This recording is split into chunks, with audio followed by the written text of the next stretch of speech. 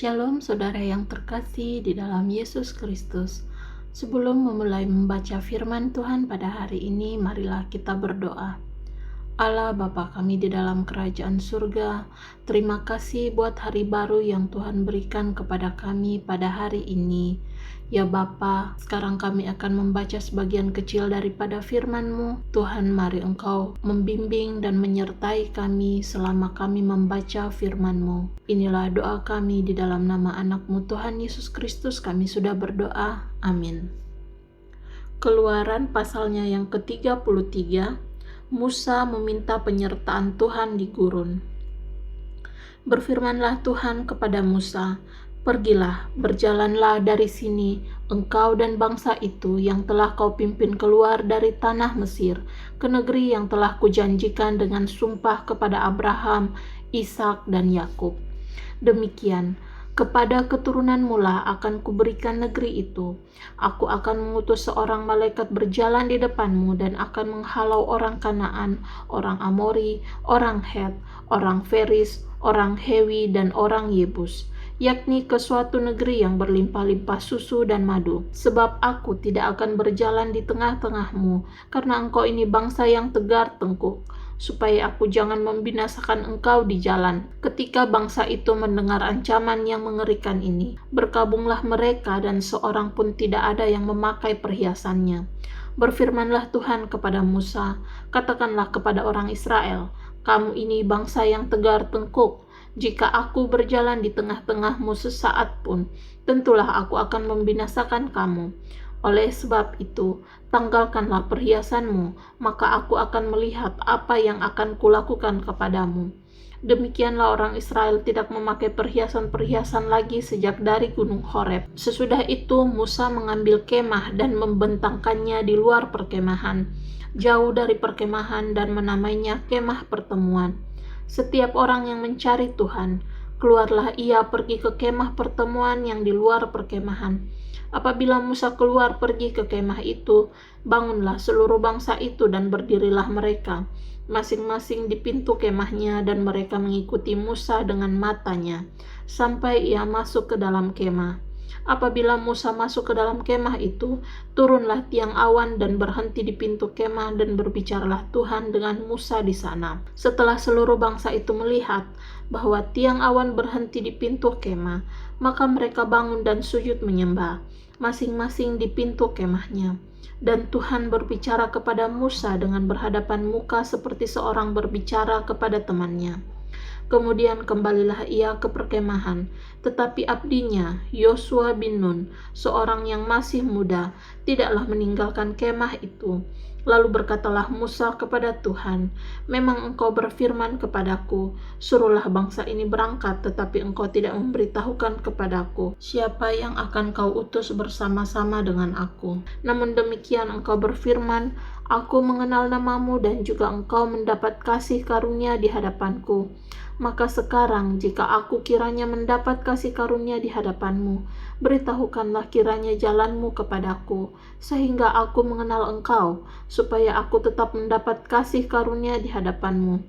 Ingatlah bahwa bangsa ini umatmu." Lalu ia berfirman, "Aku sendiri hendak membimbing engkau dan memberikan ketentraman kepadamu." Berkatalah Musa kepadanya, "Jika engkau sendiri tidak membimbing kami, janganlah suruh kami berangkat dari sini. Dari manakah gerangan akan diketahui bahwa aku telah mendapat kasih karunia di hadapanmu, yakni aku dengan umatmu ini? Bukankah karena engkau berjalan bersama-sama dengan kami, sehingga aku dengan umatmu ini, dibedakan dari segala bangsa yang ada di muka bumi ini?"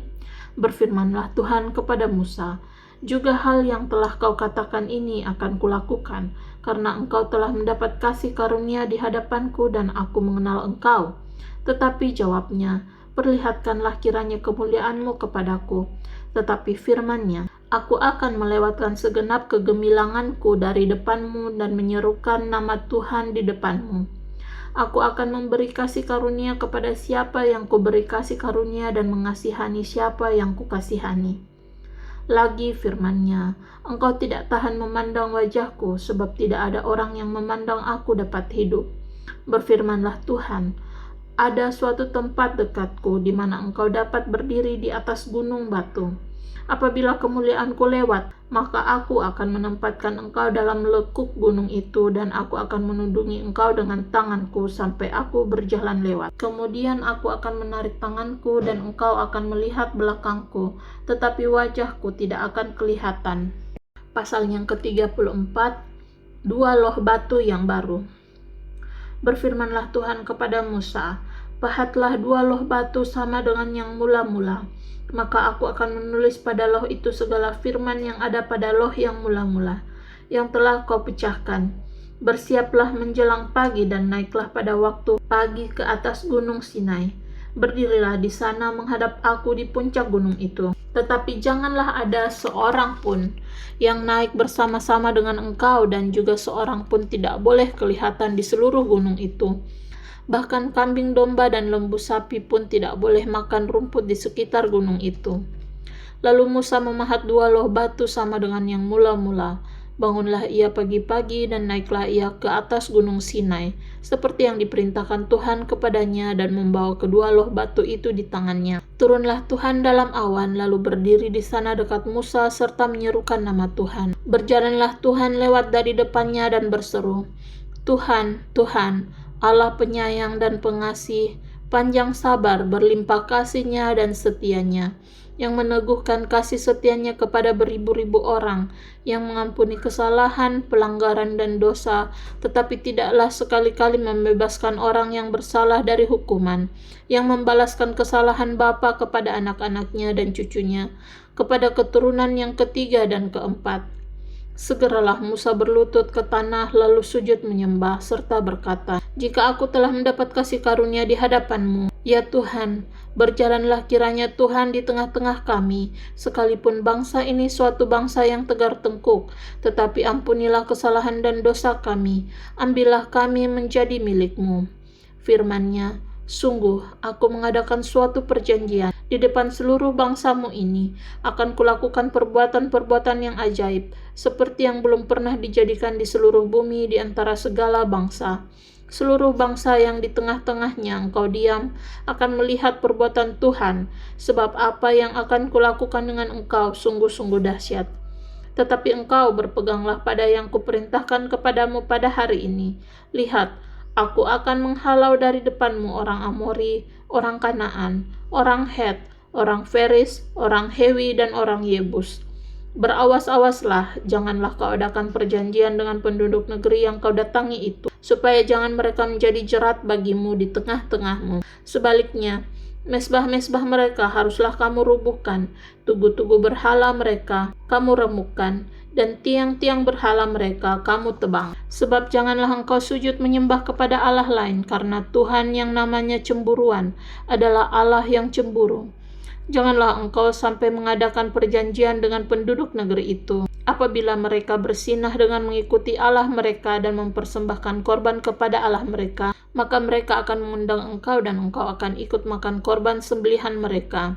Apabila engkau mengambil anak-anak perempuan mereka menjadi istri anak-anakmu, dan anak-anak perempuan itu akan bersinah dengan mengikuti Allah mereka, maka mereka akan membujuk juga anak-anakmu laki-laki untuk bersinah dengan mengikuti Allah mereka. Janganlah kau buat bagimu Allah tuangan. Hari raya roti tidak beragi haruslah kau pelihara. 7 hari lamanya engkau harus makan roti yang tidak beragi, seperti yang kuperintahkan kepadamu, pada waktu yang ditetapkan dalam bulan Abib, sebab dalam bulan Abib itulah engkau keluar dari Mesir. Segala apa yang lahir terdahulu dari kandungan, akulah yang empunya.